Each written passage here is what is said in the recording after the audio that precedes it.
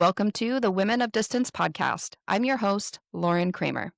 You're listening to a special episode featuring the women of Team USA for the 2025 50K Road World Championship.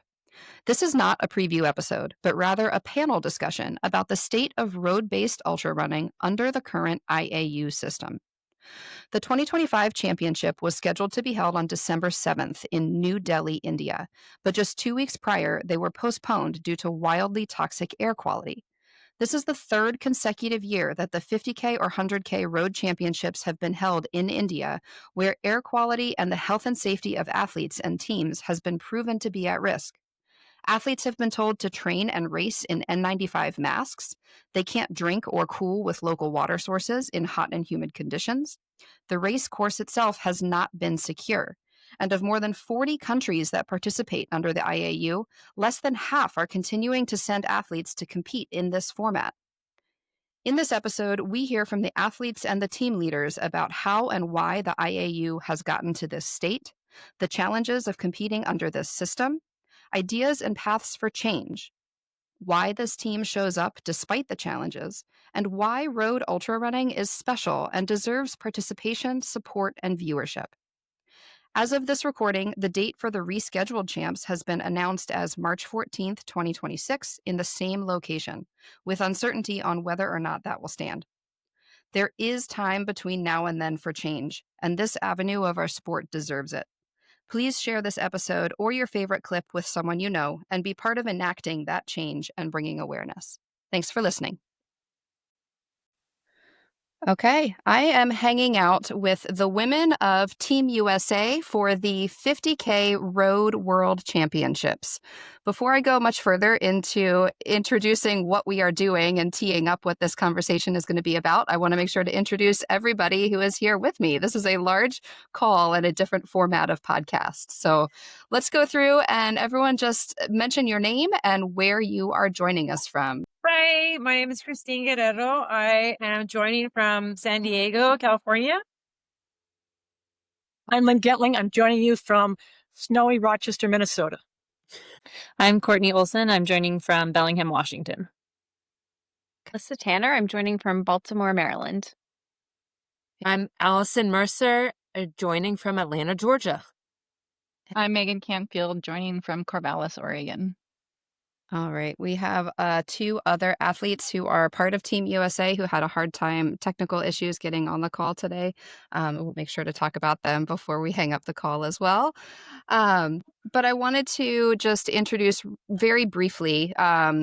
We had originally put together a plan to create a preview episode for all of the women who are competing on Team USA for the 50K Road World Championships, which were scheduled to be held December 7th.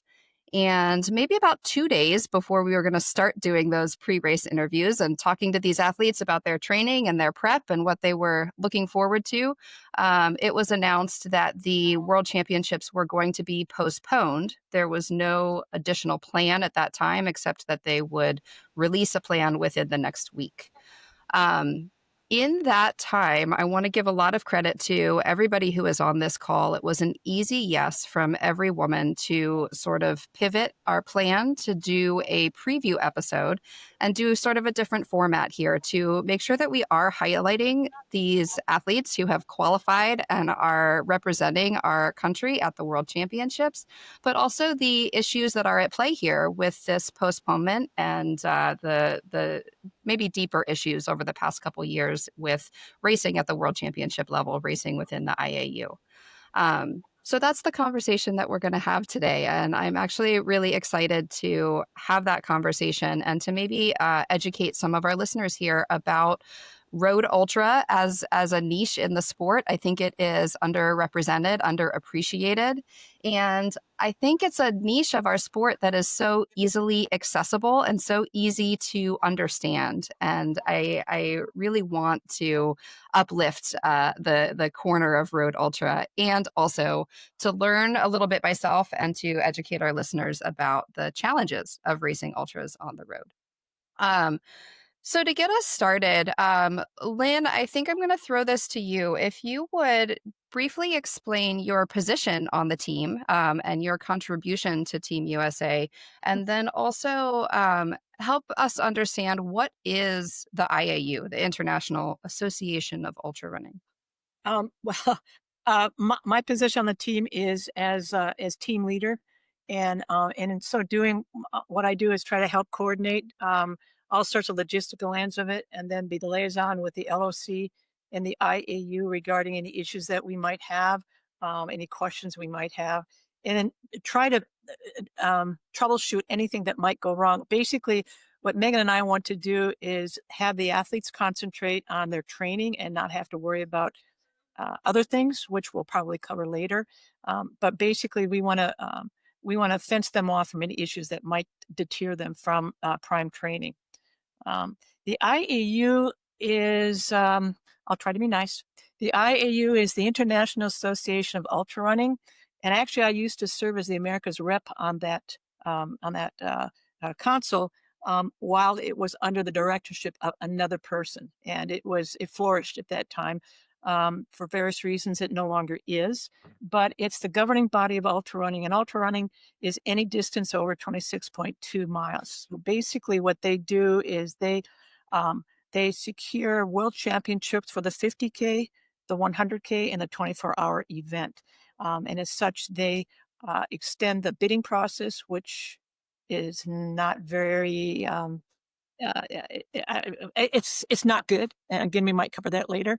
But they then work with local organization or local operating committees to try to make sure that supposedly the event is held in a reasonable location with the type of support that it demands. It supposedly operates under the patronage of World Athletics and is and follows world athletics rules. Talk a little bit about what the format of World Championship racing is in terms of like this year we have a 50K World Championship. I know next year or last year was a 100K World Championship. What does that formatting look like for both the Road World Championships and the 24-hour? The World Championships, the 50K and the 24-hour are held during the even years. The odd years, and the 100K is held during the even years, so that they alternate. And there are 42 nations that are represented within the International Association for Ultra Running, the IAU, and every one of them is extended an invitation to participate in the event. In order of the number of nations, it's a 24-hour that typically genders the greatest representation, followed by the 100K, and followed now by the 50K, largely dependent on the location of where they're being held. This year in India, there are only 19 federations being represented. Well, we'll go into that in a moment. I want to focus on Team USA for the 50K champs this year. What does that, either for Lynn or for Megan, because I know Megan is a team leader here as well, what does the qualification process look like for athletes to compete on Team USA? And in addition to qualifying for Team USA, is there a standard that athletes have to meet, like a world standard to be able to compete?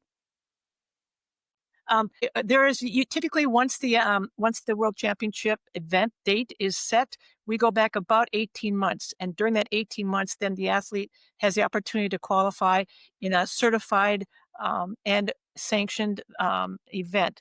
If that takes place in the United States, it's easy to sanction and make sure it's certified. If it's done abroad, then we have to seek out those two qualifications with the foreign national body.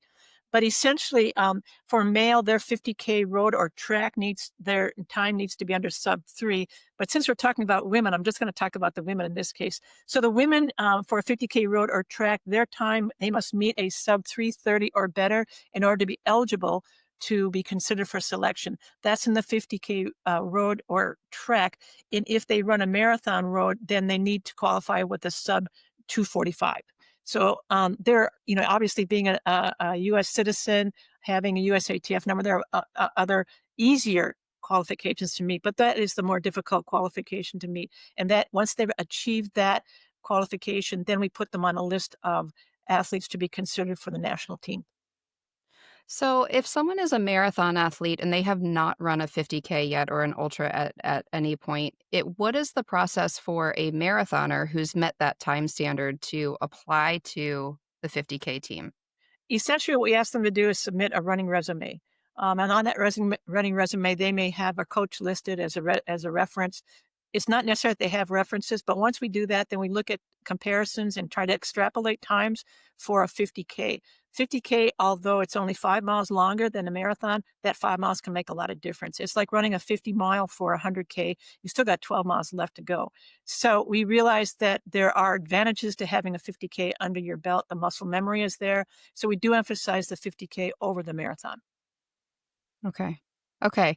I want to come over for a moment and focus on these athletes who have qualified and were selected to run for Team USA this year and in prior years.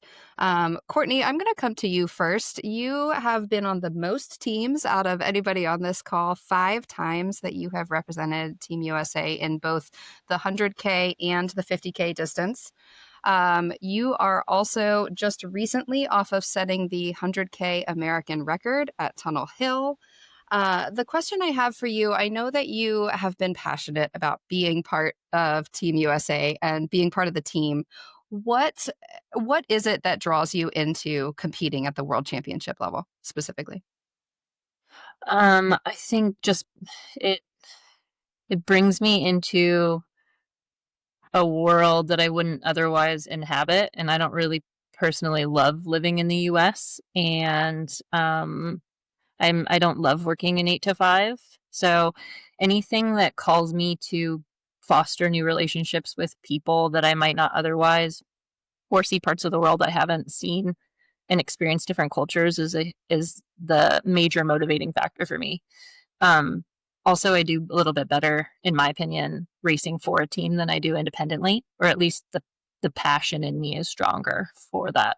So, yeah. Maybe one more question to expand upon that, because I know for a long time you maybe would have defined yourself as a marathoner if you had to. I don't know if you would define yourself that way, but maybe called yourself a marathoner.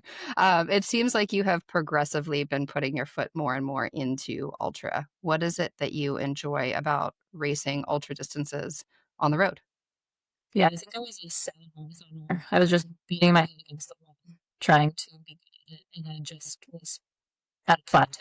And no matter like the coaching or any kind of combo of changes I made, I couldn't do with the marathon what I wanted to. So naturally, I just moved up, and I think I found my sweet spot. And so I'm definitely focusing more on that sweet spot because I don't feel like banging my head on that marathon door anymore.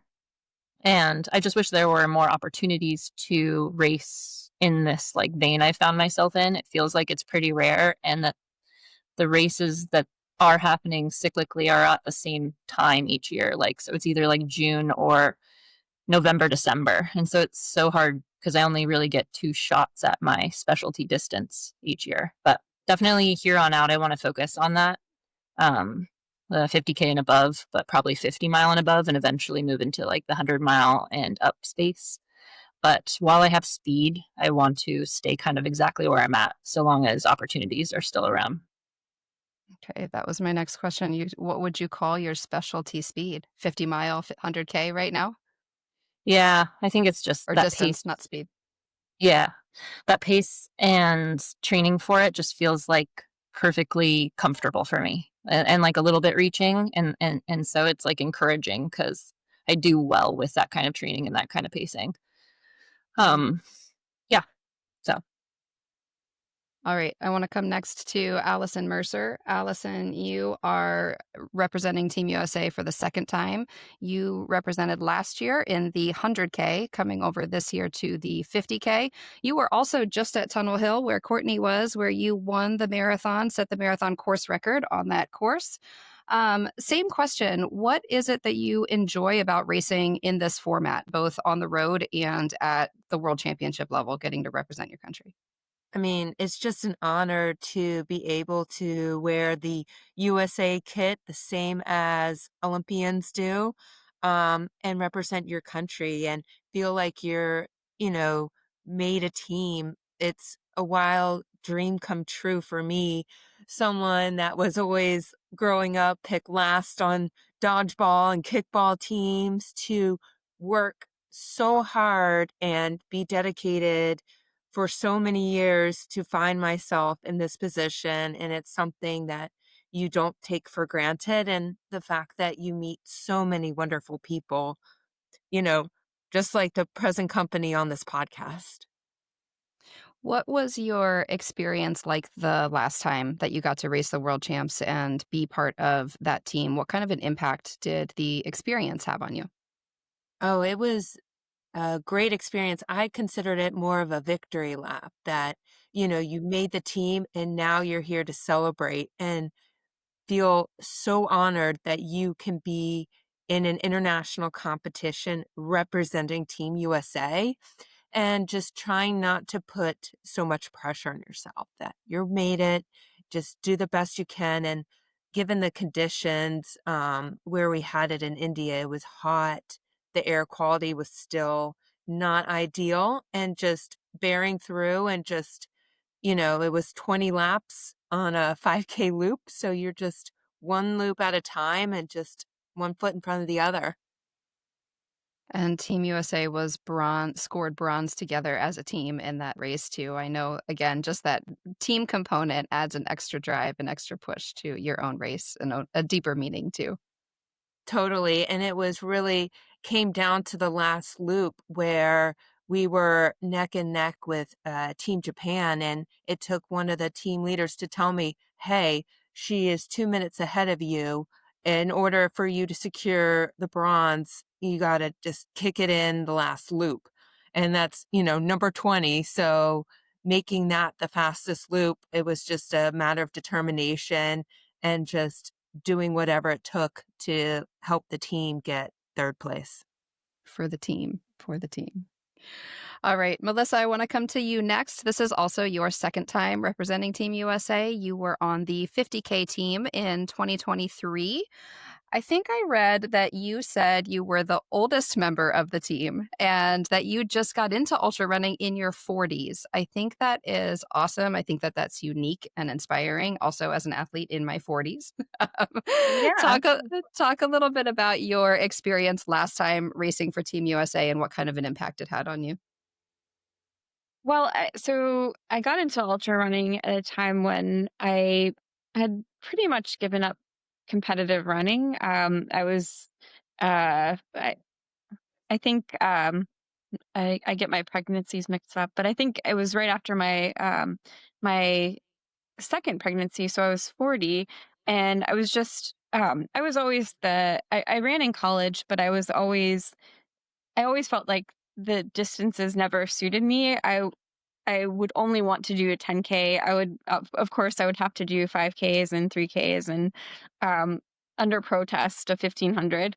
But I was always like, this is not long enough. So, I kind of came back to running. I had taken a few years off before turning 40, and I decided, I'm just going to see how long I can go.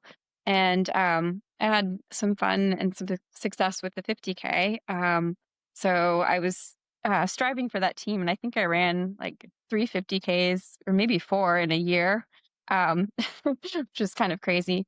But my goal was to make the team, and having done so, it was just kind of for me, I think the pinnacle of my athletic career. It was just such an honor to be able to represent the U.S. On that stage, and also just to travel to a part of the world that I otherwise I'm certain that I probably never would have been to Hyderabad had it not been for this race. And so having that opportunity, the opportunity to spend time with Courtney and Alexandra and the other women, it was just so meaningful to me. I want to just say as an aside, Courtney is she is such a brilliant writer. I would I would love to hear or to see Courtney write a book one day, just because she has such a way with words. Um, so that's an aside, but just the opportunity to meet these people was so special, and so I when this opportunity came about, it wasn't. I had kind of set in my mind that I was going to move up to 100K, um, 50-mile, 100K beyond. So I really was not thinking about doing another 50K, but it's so hard to turn down the opportunity and to be on the team with these women. So I, for better or worse, was kind of committed to it from from the time I got the email from Lynn.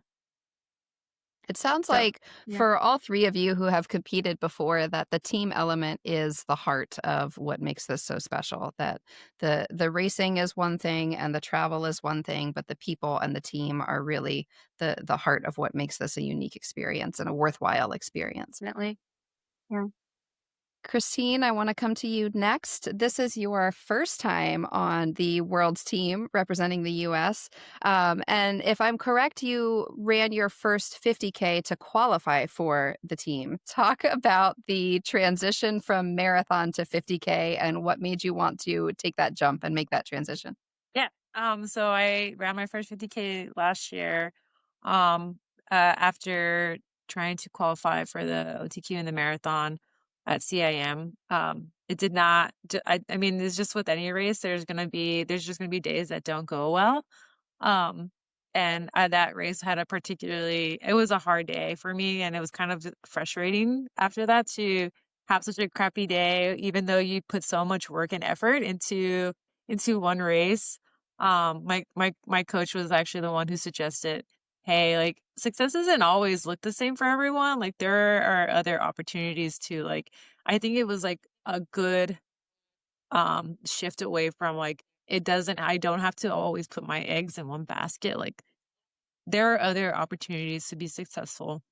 This isn't the only path to do so. So he suggested running the 50K at Mad City. And it was such a, like, I had a great time. It was very challenging. It was extremely tough. Yeah, those extra 6 miles, I did not realize how how much more that can make things, how much more difficult that can make things. So but yes, I had a great time, and it's honestly, like, this is such a great opportunity. I am completely honored to be part of the team. So yeah. So, this is one of the questions I had for each of you. I think Lynn mentioned this right when we started recording, that the 50K is not a marathon. It is, quote unquote, just 5 more miles, but it is a different race and you have to run it in a different way. So, Christine, maybe just starting with you since we're already here. What did your training look like over the past couple months in the build up toward World Championships? What do you do that is maybe different than a traditional marathon build? For me, I can't really for me, it's not really about increasing the weekly mileage, just because I've had issues, in the past, but after getting to a certain point of weekly mileage that I do start feeling like I am breaking down. So, um, going into this build, I know that, and it's more so focusing on the long runs, like really putting a lot more effort into the long run, or just trying to focus on the long run and the workouts during the week. Just like that, because that's honestly where I get my confidence from, is how well the long runs go. So just like those were increased, or the mileage was increased for the long runs, but ultimately not really a lot of change from the weekly mileage. Um, yeah, that's the biggest difference I had for this build. Yeah. Okay, let's come over to Courtney. You just trained for and ran a 100K. So I have to imagine that your training for this World Champs looked just a little bit different in preparing for that 100K. I know you were going in chasing the American record and then making this pivot to a 50K. What does your training look like in that buildup? And how do you then pivot from 100K to 50K in a short turnaround? That's what interested me the most. I kind of like that challenge. I think my top priority was not to take a spot on the team coming in fragile or like kind of weakened perhaps by that. So I needed to be really clear with Lynn that I wasn't amped to be on the team if it took the place of someone that came in healthier, fresher, and more focused. So when I knew I wasn't going to be taking a spot for someone, and I was excited to try to figure out how to train between the two efforts. And I did a lot of asking around to some brilliant minds, and I was told to hop on the bike a lot more than I do. And so I can talk a little bit about what I did, but there's something in me that really likes the challenge of putting back-to-back like road-ish ultras together, but I've never perfected it because it's very hard to do. And it really took a lot out of me to run that 100K at Tunnel Hill. And I needed to lean into a lot of massage, which was an investment. And I did hop on the bike more. And then I ended up like just straining a ton of stuff because I was doing stuff I don't usually do. And so I was getting a little bit injured en route. So I was planning on just like coasting basically between the two, trying to do as little as possible and almost use it as like a max stimulus, the 100K being a max stimulus. And then I do taper for the 50K. And Peak long run. yes. I probably, out of the 4 times I've run on the world teams, 2 of them have been in this pursuit of back-to-back ultras, and only 2 have been where I've come in like super fresh and focused. So it's not easy, and I haven't nailed it, but that's why I said yes this time to this team, because I was curious if I could finally nail it. And now none of it really matters because it's been postponed. We'll talk about this in a minute. Maybe you have the opportunity to do it the other way. We'll see. Yeah.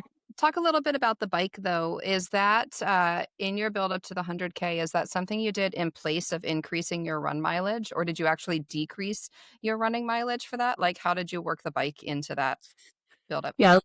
I tried to get in as much volume as I healthfully could, which was just maxing out around 120 miles per week en route to Tunnel Hill. And I did many months of 100 miles plus. So I was just trying to callous my body as much as it could handle it. And in doing so, I feel like it helps me recover off of the big efforts pretty fairly well. So I was doing 0 biking prior to Tunnel Hill, and I just threw it in the last few weeks. I gotcha. Okay. Part of the recovery plan, transition plan. Okay. Allison, I want to come over to you next. If social media is correct, I think you ran a whole bunch of marathons over the course of the summer and the fall. Talk a little bit about what your prep looks like for this buildup. Yeah, I can't say no to a race. As kind of like a lead up, and throughout the year, I've been, finding myself, even as a master's runner, coming to PRs, and I kind of just wanted to see what I could do in the marathon that was far enough out from the 50K champs where it wouldn't interfere, where I had enough time to recover. And in the last few years, I've had success with that. So I've enjoyed doing a marathon before anything, and so decided to do that. And then there was a couple other local races that came up that I was like, oh, I'll just do a half. It'll be part of a workout. And then it got a little out of hand and ended up running close to a PR in that. And then with Tunnel Hill, I absolutely love that race. I love what the RD Steve Durbin does for the community, for road ultras, and providing not only a phenomenal course, but also prize money and just elevating the athletes to run fast, that there was no way I was going to miss that race. And if it was just to spectate, and then but it looked like I was going to be running long anyways, so I was like, I'll just do the marathon for fun, because that's what we come to now when we do ultras. It's casual marathon, and it was nice to finish in time where I could see Courtney running a phenomenal American record and just fangirl, and also see a lot of the other athletes that were on Team USA for the 100K. It was like a family reunion. And that's what I love about the community. It's bringing everyone together and just celebrating. So it was a twofold, like one to get a little run in, but also like see friends. And it was more of just a way to prep for the 50K. And so lo and behold, 2 weeks later, we find out it's not happening. So it was kind of a letdown where I was like, oh man, I could have done the 50 or, another race, but, you know, happy to do the races I can and just enjoy the community. Most of the runs I do in Atlanta are with friends, and that's a large social community, and it's so wonderful. You always see a friendly face out, and it's something I love to do. I love hearing that you take that step up and a marathon is suddenly quote unquote just a training run. It's a different mindset, a different mentality. Melissa, maybe that leads into you. I know that you were mentioning you were considering taking the step up into 50 and maybe 100 mile, and then you got the call for the 50K team. Talk a little bit about your training and how you approached this block. Yeah, so I think this whole year I'd been planning to do Tunnel Hill 50.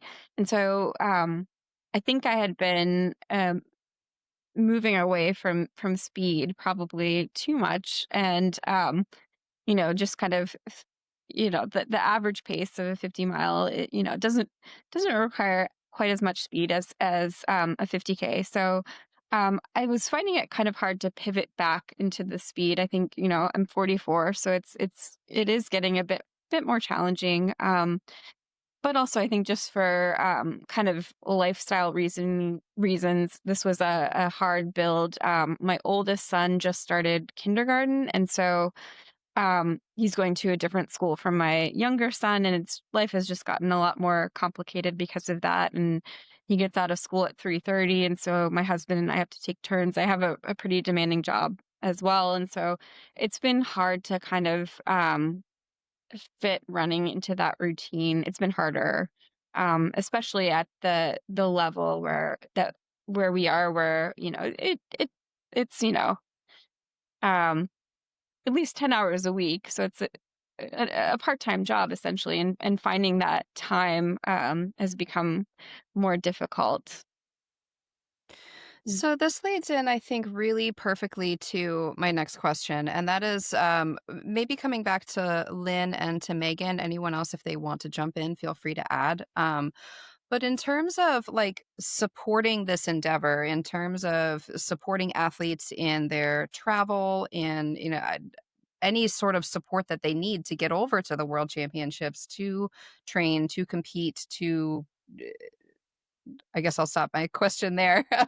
What does that support look like, or who provides support for athletes traveling overseas? Well, I think this is where our teams differ significantly from other USATF track and field teams specifically. And this also indicates the incredible dedication that our ultra athletes have toward their specialty. But essentially, we get a stipend from USATF. Does not in any way cover the full expenses. So the athlete up front pays accommodation, pays their visa fee, pays their flight, and any other pieces that go into that puzzle out of their own pocket. And then, Wow. and then we submit a reimbursement request contingent on the receipts that are submitted by the athletes, which are always far more than what they receive. So they get a small travel grant from the IAU via World Athletics, which might cover a bit of their accommodations, and relatively small stipend grant from the USATF. But other than that, there's no support monetarily across the board. But again, it just shows this incredible dedication. Having said that, USATF is finally getting us. They're starting to understand what we as athletes do, and we are being now asked to abide by more rules and regulations that the track and field athletes abide by. So we sign a statement of conditions. Our our qualification standards, instead of being 3 pages long, it will be 7 pages long to include all of those idiosyncrasies that the track and field athletes must abide by too. It includes almost everything except that piece that's really important to us, and that is financial support. We're getting there, but I hope it happens before I die. So, did I understand correctly that essentially it's the athlete's responsibility to book their accommodations, their flight, and anything else that goes into that travel? And it's not until after they book and purchase those things that they'll find out how much reimbursement they're able to get. Correct, except for the team leaders book their accommodations because it suggests that we all stay at the same accommodation, and there is an accommodation that is approved by the LOC.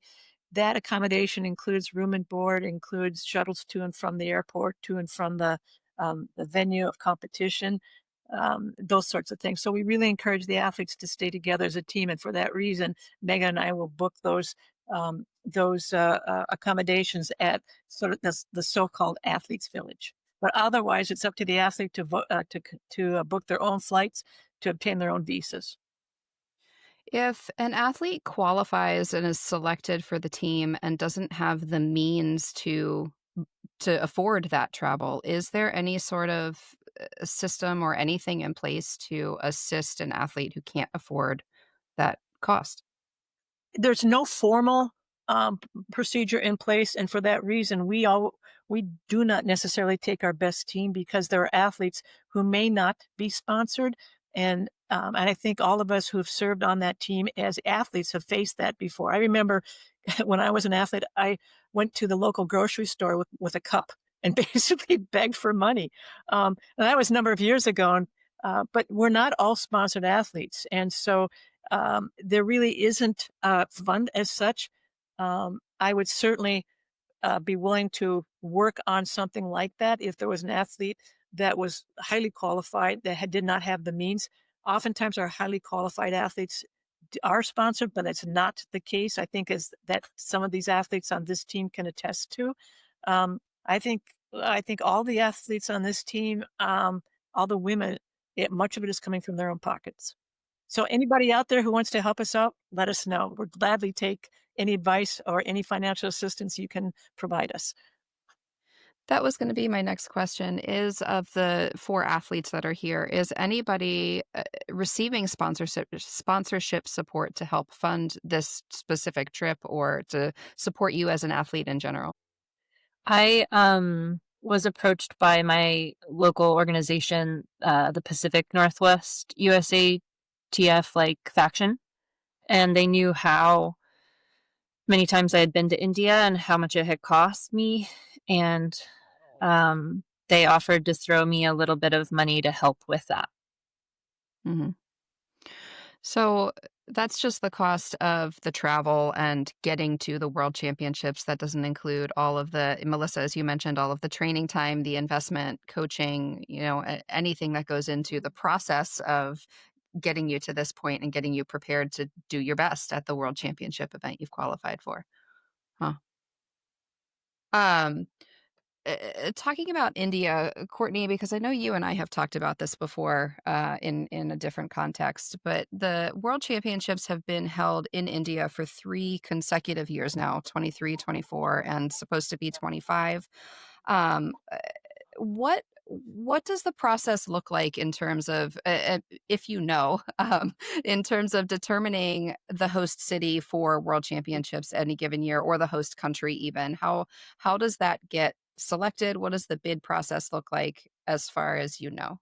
I've been looking into it a little bit. The IAU has on their website links for submitting a bid to host a race. And I clicked on all the different documents. They're not really up to date too much. There's names on there that shouldn't be, and abbreviations that are old.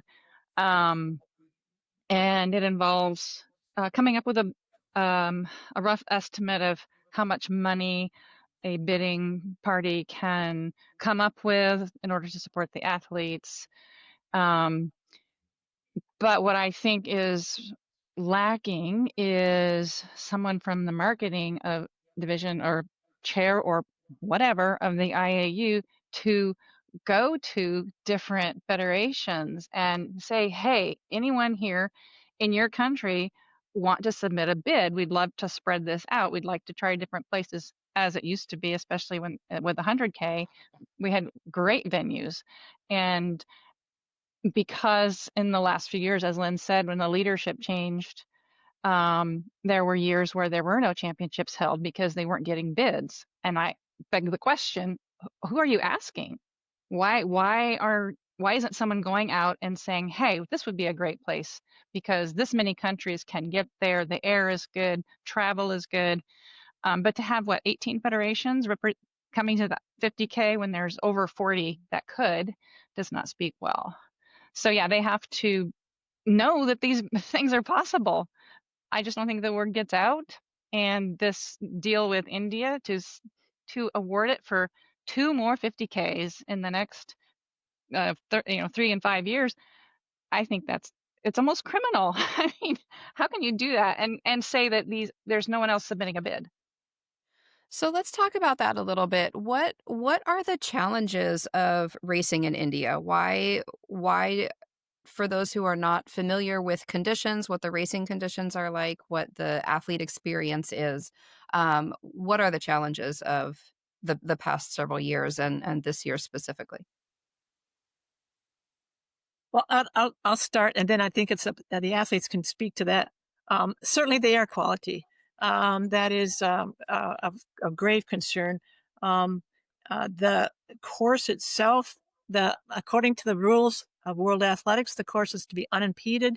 It must be a course that is equal for all people participating. But I think the big one is that it must be unimpeded. Now, our experience the last 2 times in India, we have dogs to dodge, which are on the course. We have mopeds to dodge, which are on the course. As a matter of fact, last year, a moped hit a Nepalese runner and he was out of the race. It's that severe. We have people walking the course, despite the fact that they tell us there is security at all points where the course may be entered. We know that's not true. We know it's not going to be true again this year because we don't trust them anymore. So, for those 2 reasons, those are 2 reasons that come to mind immediately. Now, the athletes can certainly speak to more, I'm sure. Does anybody, so let's maybe start here for Courtney, Allison, Melissa. You all have raced in India before.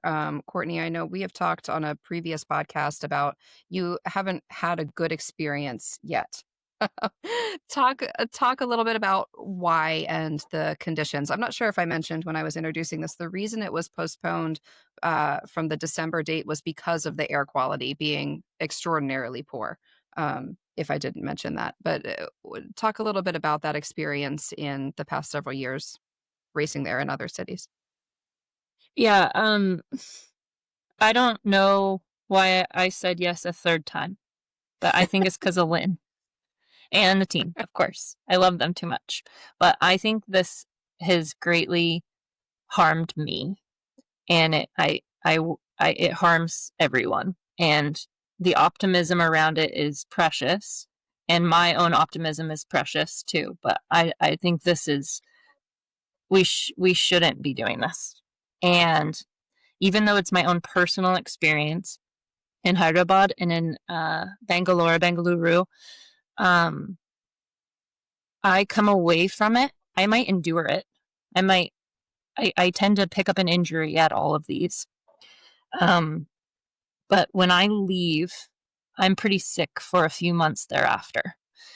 I've experienced, after both races in India, breathing issues and a lot of skin issues, like where my whole body will break out in like hives or rash, some kind of dermatitis kind of thing. And I think it's literally just asking myself to compete at that level in those conditions. Mm-hmm. So I don't really have a lot of positive to say. I don't know why I keep saying yes. And yes. I guess I care more about that than my own health. Allison, how about you? How was your experience last year? I think one other major concern for us was enough ice and water, as I know they ran out in the previous year. And I know they were getting dangerously low with ice. And we had to stop at every loop to get sponge down, ice bandanas with how hot it got and the amount of people that were dropping because of the heat um, was really concerning. And also in India and where we were, you can't have the sink water. Like you don't brush your teeth with the water. So it's hard to trust. You can't just get water out of a cup. You have to make sure that it's out of a bottle. So there's lots of things that you take for granted that you don't have in a championship race like this. And it's really concerning. But I think last year we didn't even think there was going to be a 50K champs.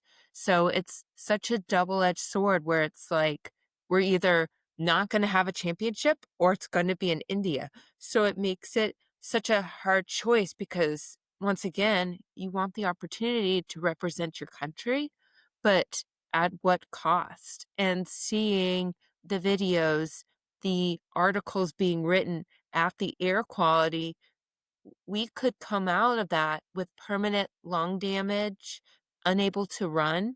I already have asthma, and I actually had an asthma attack during the race last year.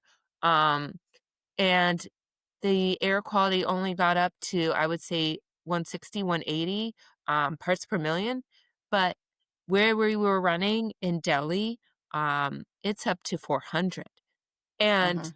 I don't think they were going to cancel it until there was a government ordinance by the Indian government, which is also very scary that the IAU was okay with these conditions and that it took a government mandate for change to happen. And it just makes us somewhat uneasy knowing, all right, could it be postponed again? Could they just cancel with giving us very limited notice? I know a lot of us had to cancel and probably take losses from the canceled flights and hotels and arrangements we made before the trip. Could this happen again? There's just lots of apprehension and a lot of unknown. Plus, the hotel that we were staying in, Bengaluru, we had to switch hotels because there was mold at the hotel, and Mm. some of the athletes were getting sick. So it's just the conditions that we're facing, you shouldn't have to face at a championship. Mhm. Melissa, anything to add from your 2023 trip? I mean, I think that Courtney and Allison have covered it, but it strikes me that we're almost qualifying for a different event entirely. This is almost like a survival challenge rather than a 50K championship race. So it's just my racing experience was so different from the other 50Ks that I've run because you can't apply the same strategy. You're really just trying to survive. So it it's just not it, it, it it's not what a championship race should be, I guess is the only way to say it. It's something else entirely. What that is, I can't say. Yeah. So coming around to the postponement and both, I don't think I said in the intro either, it has been rescheduled for March 14th, 2026. Let's talk about maybe, Christine, I'll come to you first about what kind of an impact that postponement has on you. In terms of like your personal investment, your personal travel, they announced this postponement about 2 weeks before the race itself. But I imagine, you're traveling halfway around the world, more than halfway around the world. You were probably traveling much sooner than uh, within when they made that announcement. And then also now coming to March 14th, how that affects your personal plans, your spring race plans, your family work obligations that come from or that are involved here as well. Yeah. So I think going into it, I was already kind of like what Melissa was talking about. I was already getting myself ready for I don't think this is going to be me having like a great day. I think it's just going to be that I need to make sure I get to the finish line. Um, and when I found out that it got postponed, it was just one of those, I think all that mental, I think it was more of like the mental portion of it that I was just like, it was such I was just such a downer. It had such an mental impact. I had a long run the next day, and I started the run out. I was supposed to do I think 20 miles, and I was like, why? Like for what? I don't even know when it's gonna get postponed to. Is it gonna be postponed to in 2 weeks, 2 months, 3 months? Like, do I have time to take a break? Should I take a break? Because I don't know if I'm gonna have to extend the block a little bit more. So it was just, yeah, I think it was just kind of frustrating to know. I don't know if I could take a break or if I'm going to have to extend my block a little bit more. So yeah, Mhm. I think the mental portion of it was, I think, the hardest part for sure. And then financially, like, I think it was a little bit hard too because right now I just left active duty military, so I'm in the process of getting a new job. Um, so the timing of this race was actually great, where I haven't started a new job yet. So now that it's postponed, I am gonna have to talk to my the job that I'm working with and try to figure out like, okay, by the way, I know I just started, but I'm gonna be taking off work for like a week. I know I'm just starting, so it is a little bit of I'm not unsure about that. So yeah, it's been tough. Will you or any of you divert to another race? Like you've invested all this training, you were prepared to race 50K in some sort of format or condition. Is anyone pivoting to another race before the end of the year in place of world champs? I'm not. Once I heard that it was canceled or postponed, I just started crying. Like, I literally just started bawling uncontrollably, and it was just such a sad that all this effort, all the money, all the training going into something, you plan your entire year around this, you make sacrifices of other races, you I work full time. All my PTO was going towards this race and everything, and then it's gone. And it's like, what do I do now? And, so many people were like, "Oh, just do this marathon or just do this race." And as we just talked about, like, I love racing and I love to be in that atmosphere, but I couldn't even think about it. Like, it just made me sick and it made me sad to even think about what could compare and just to do another race. I'm like, it's not the same and it's not what the expectations of what I wanted to do. I was excited for an opportunity to compete in the world and also, have a trip beforehand. Courtney and I were going to go to Thailand and just explore a little bit before because just to lighten the travel. And that all had to be canceled. So it was just such a letdown that I couldn't even think about doing another race. Mhm. Mhm.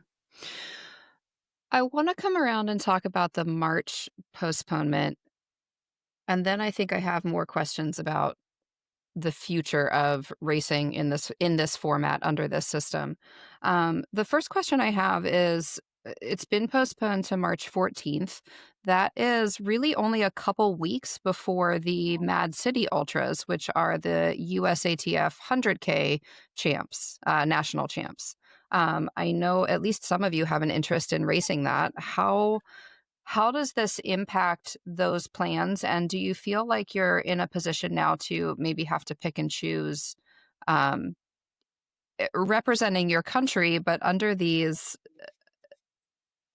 I'm not even sure the word to use to explain the circumstances you're going to race under, as opposed to racing a national championship event type format at home in a place that you feel more supported, more uh, you can race more healthily. Is anybody planning Allison, are you planning to race Mad City? Yes, I am planning on racing Mad City. And one thing that I encourage, and I know we're going to get to this, is the wonderful things that Nora Bird, who is the RD of Mad City, does and the amount that she pours into that race.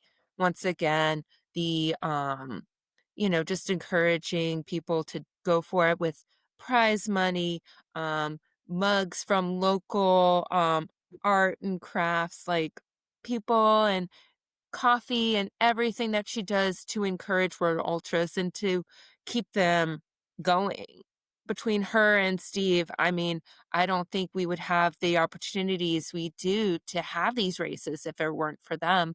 So I give them so much respect and appreciation for Mad City. And it's not an ideal course. There's lots of hills, and Madison, Wisconsin can be 30 degrees with wind as it was 2 years ago to beautiful. We got so lucky last year in the 50K champs.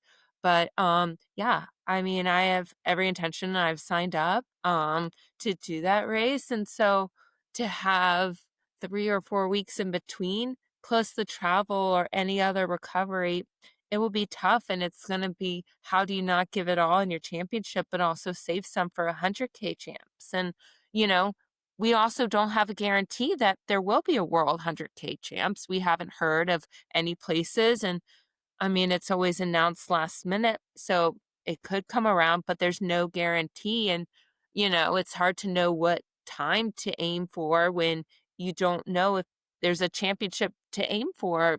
But I mean, as far as, I know I'm lucky that the times that we got at India last year would qualify us, but people are just running faster. So you want a faster, more competitive time. And I mean, it would be hard to match what Courtney did, but she sets an amazing standard. And it's something that I want to get as close as possible to doing, maybe setting a master's record, but, achieving what's possible.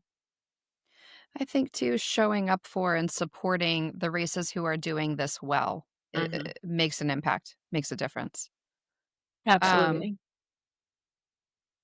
Courtney, you had mentioned this interest in doing the back to back and pairing two ultras together. This kind of puts it in a 50K to 100K sense. But you've also talked about coming back from these championships feeling sick and having all of these symptoms that last for a long time. Does that does that make you question showing up at either or both of those? Is that project still interesting to you when you know you come away from it in that way? I mean, their postponement flattened me, in the sense that it took a lot for me to say yes. And then when I said yes, I said it wholeheartedly. I committed to it. And then when it's taken away or moved, it loses its power to me. Hmm. I have to really think about it, but I'm leaning towards not wanting to do it anymore, because what I cared more about was to spend a few months in South Africa and really go all in and doing a two oceans, two comrades double. And where the new 50K race date is, it just conflicts with the things that I'm deeply passionate about. So it's really deflating because they're kind of forcing me to choose. Um, I wish I could do it all, but yeah, I would, just on the outside, I would encourage anyone to race Mad Cities over racing the champs. But like what Allison was saying, the hard part is we do not know if there will be 100K world champs next year and who will host it. So it's hard to race these US champs not knowing exactly what you're hoping to acquire. Mm. Um, yeah. Speaking of Yeah. people who are doing road ultra well, I think Two Oceans and Comrades are good examples of that. Again, supporting races who are doing it well. Yeah. Yes. Melissa, you were going to add something and I interrupted you. Oh, no, it's okay. Yeah, I'm kind of in the same position as Allison in that I want to do the 100K championships, but it's especially hard because my husband is also a runner and he would like to do Mad City as well. And we're kind of at the mercy of childcare assistance for that, and it's tougher in the spring. My mom, who helps us, goes to Florida. She's a snowbird, so I have no idea how we're gonna swing.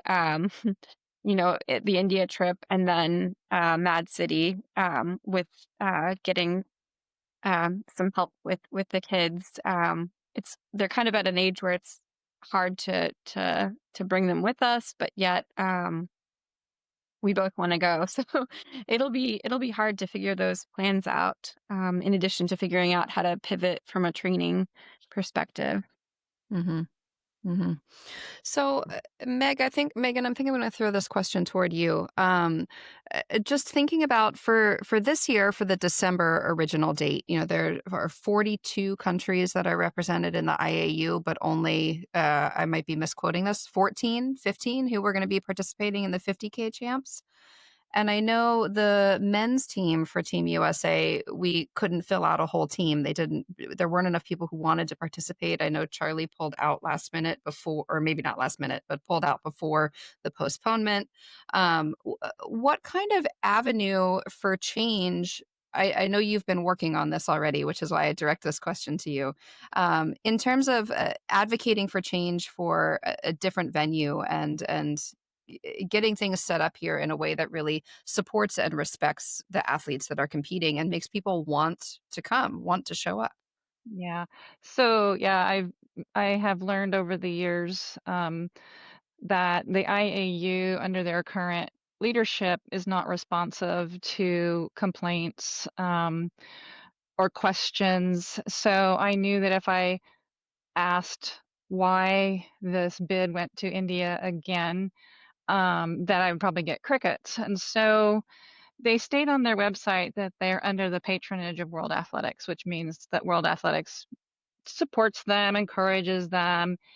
And so I thought, well, I'm going to go to World Athletics. I'm going to find somebody to talk to.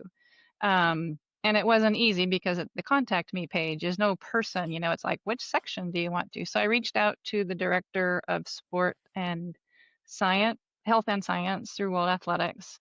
And he actually got back to me. And his first response was, well, he has a good relationship with the IAU. I'm like, maybe you don't know enough.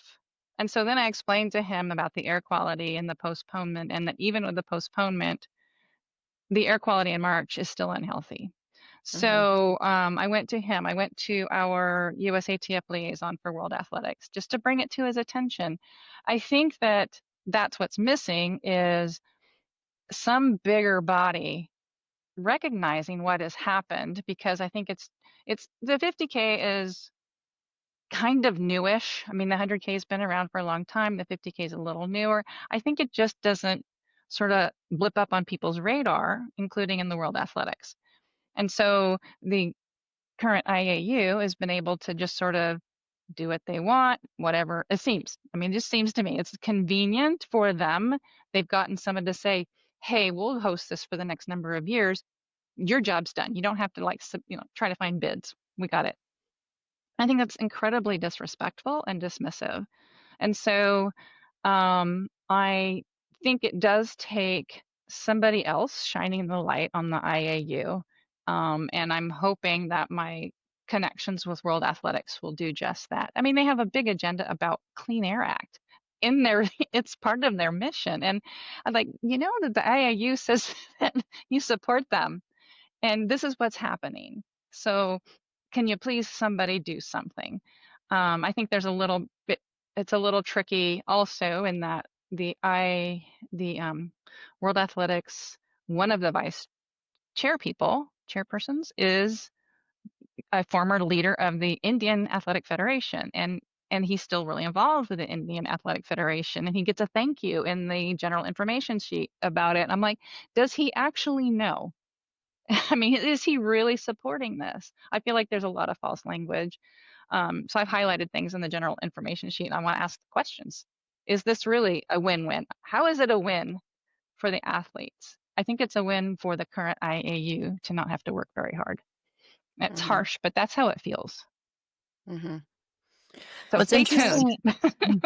What's interesting is like no one's we're very grateful for Lynn and Megan for stepping up for us and speaking out on this, because it feels like so many people are trying to, and I'm reading a lot of what's going on online, and it seems like people who are a fan of ultra running are making comments, and it's nice to see that everyone thinks this isn't okay. And it's just so interesting that we've been kind of encouraged to train in N95s and told that we should not leave the hotel, and that if we want to actually have a good day, we should probably race in an N95, and that's okay. Mm. Like our federation and the IAU is okay with that. Like that doesn't, that should never be okay. Right. How is that okay? Uh-huh. What do they expect? I don't know. So that's the next question is what, either in a short term sense for this potential race in March or in a long term sense, what kind of change do you want to see as athletes? What kind of support do you feel like you should receive or you want to receive? What kind of change in the system would make this rejuvenate this into a better athlete experience, a better fan experience? I feel like I have my opinion from the outside as a fan and media person, but as an athlete, what do any of you want to see different in either in March or in a long-term sense? Would love to see more coverage of road ultras. I mean, you just had two women setting world records and another one, and Courtney breaking a long-standing American record. And there was very little coverage. And the fact Mhm. that all these women setting these marks are unsponsored and, is wild to me. And they should be getting all the attention. There should be a live stream.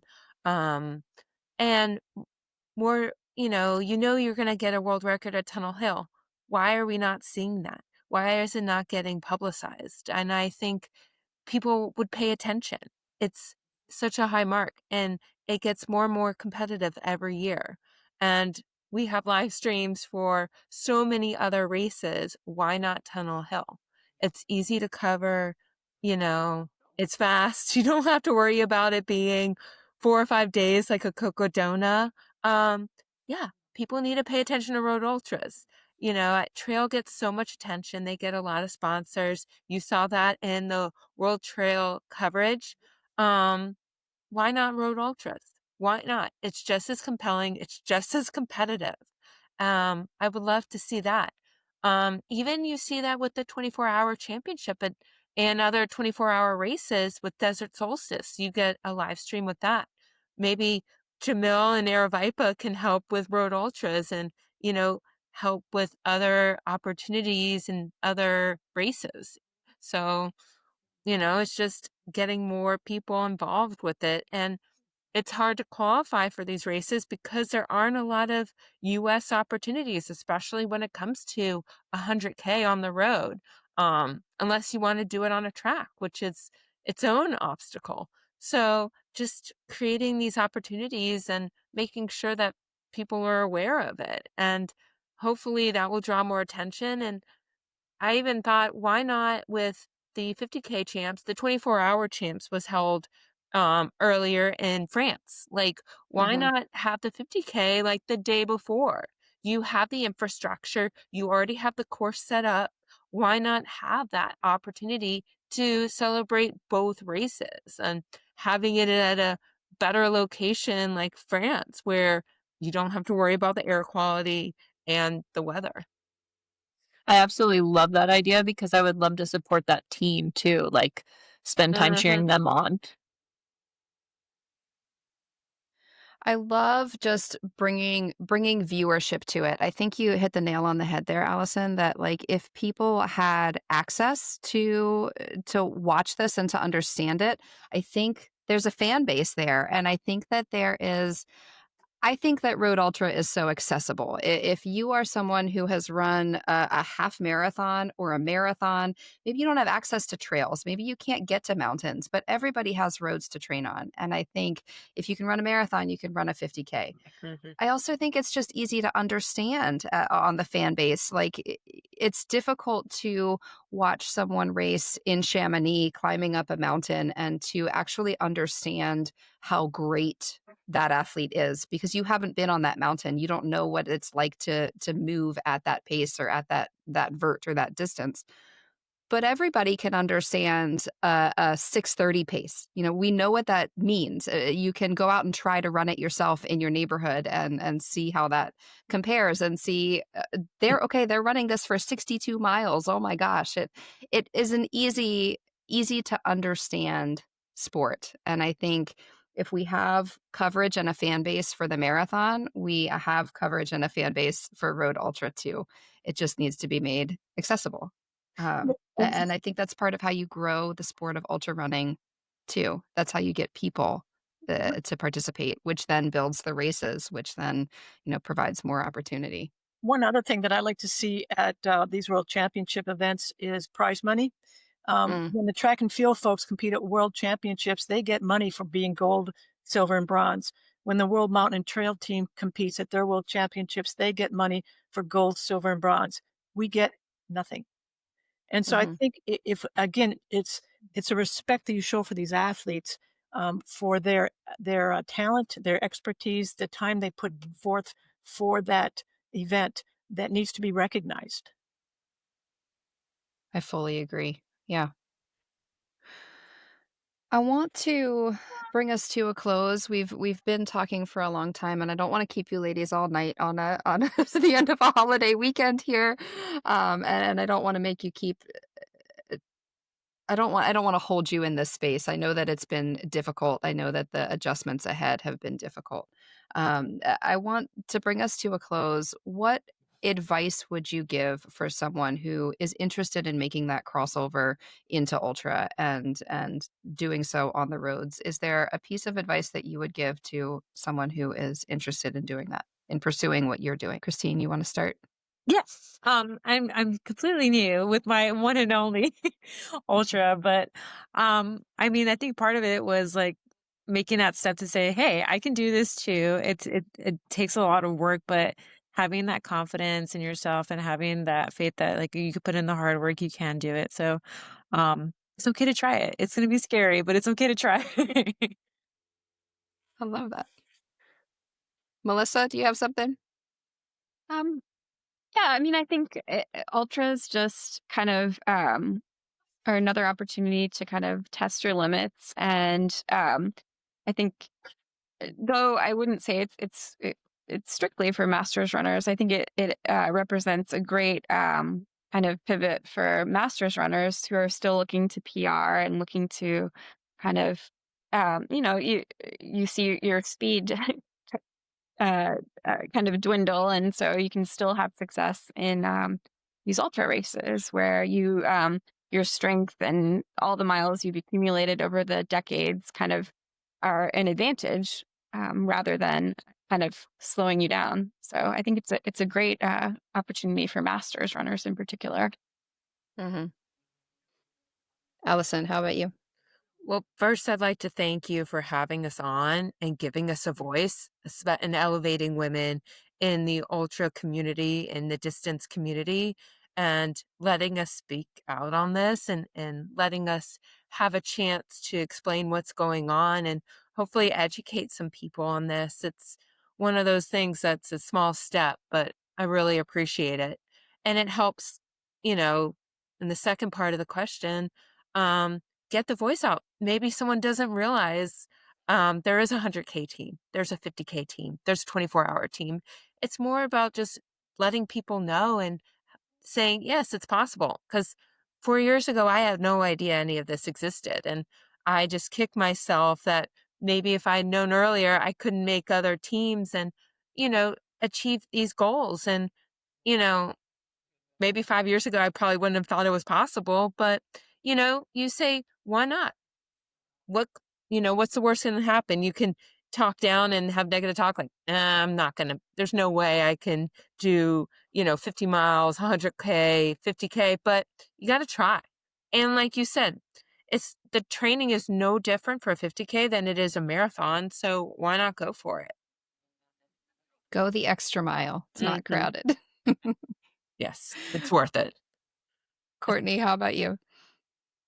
I think I've always believed there's room for this vein in the sport. I don't understand why it needs to be so like the ugly little stepchild of the ultra running world. Like it's very pure, and even though we've spoken about a lot of the difficulty in this particular place that we found ourselves, I feel like we all signed up willingly and happily, and we're all kind of devastated by the change. And so you can tell that there's something to this. If it were easy to leave and not do, we'd all be gone, but we're here and we're fighting for it still. So there's a great power to it, this vein of the sport, in my opinion. So my suggestion to people would be to go for try out for this, try to make the team. It feels like a personal Olympics. It feels like an Olympic team, even though it's a little ghetto. It feels like you get to wear the US merch and you get to travel with a team, and you get to walk out in a parade with a flag. All of it's so special, and it's worth trying out for. And I love that Masters and on can keep, I love that you said that, Melissa and Allison. It's something to grow into, and you can keep team and your athletic personal pursuits going for way longer than any of us thought, maybe. So I just encourage, even with this negativity, perhaps, that might come across as negative today, that people still go for this and just care about this and support this. It's very lovely. We're just talking about the hard things. I think too, though, the purpose for bringing up all of these challenges is because they have solutions, and they're not difficult solutions. They're there. They just the steps need to be taken. People need to come in and be aware and help. And I think Um, that's what makes it particularly difficult right now is that we know there are solutions, but at the same time that it's difficult, it's an exciting opportunity for all of us. Um, this group is very, very resilient. And I'm so proud to be a part of this group. And I look forward to what they deserve and the excitement, the enthusiasm, the commitment, the dream, the drive that these folks all have to be where they are today. I don't want to take that away from any one of them. And I look forward to that being present in March. But more importantly, I look forward to it being present in the future because these folks are the foundation of what's going on. We just got hit by a brick wall, and now we have to build that wall back up and overcome it and move toward the horizon. And we will. We will do that. Mm, I like that. I'm gonna quote that out in our in our episode. Lynn, Megan, I want to come to both of you as well. You both have storied histories as athletes, in addition to then coming back to be leaders for this team too. I think that speaks volumes to your love for this avenue of the sport. So, to both of you as well, Megan, maybe I'll start with you. What advice would you give to someone who wants to get involved in ultra? Oh, I would say, yeah, find a 50K, find Mad City, experience it. If you've run marathons, it is. It's not a stretch. It is hard, um, but just understand the potential and the possibilities that that can offer you. And yeah, if you maybe are permanently on the edge for OTQ, and you know the I feel like the difference could be just the distance. Give that a try, and the whole world can open up. Mine got the longer it got, the better I got, and 100K was my sweet spot. But you don't know until you try. But it is getting the word out. I just had we have a running club here in Corvallis that's um, it's been around for a long time, but the lack of information that anybody had about, I posted these things about the World 100K, and nobody even knew. I mean, the 50K, didn't know what it was. So it was really fun to explain it. And, but yeah, we have to do more to let people know that this thing exists, and we need more people to do it, and it needs more coverage. Mm-hmm. Lynn, how about you? A piece of advice that you've got for somebody? I think each of us is an experiment of one, and we're all far better than we think we are if only we can be made to believe it. And I think in that sense, it's okay to go beyond self-imposed limitations because you never know what the future or what that horizon is all about. And so test yourself and see what happens. And every one of these athletes that are currently here, as well as every athlete from the historical past and every athlete in the future, will have been one of those athletes who went beyond self-imposed limitations and found nirvana. So you never know until you try it. And I think that goes with life. It's just there's so much applicability to what we do in life. The philosophies are very similar. Apply them to your athletic endeavors and see what happens. Mm, I love that. I love that. Thank you to all of you for taking the time to be here. I think I learned a lot, and I really hope that our listeners are learning a lot along the way as well. I think I hope for the best for all of you over the next several months, but I hope that this is a piece and maybe a step toward impacting that change and getting the word out and helping people to understand what Road Ultra is, what it's going through, and what possibilities are there on the other side. Lynn, as you said, you've hit a brick wall, but you can tear it down and build a new one at this point, or build a new foundation at this point. So I hope for the best over the next several months. I really appreciate you all taking the time to educate us and inform us on where we are today. All right. Thank you. Thank you. Thank you. Thank you Thanks. very much. Thank you.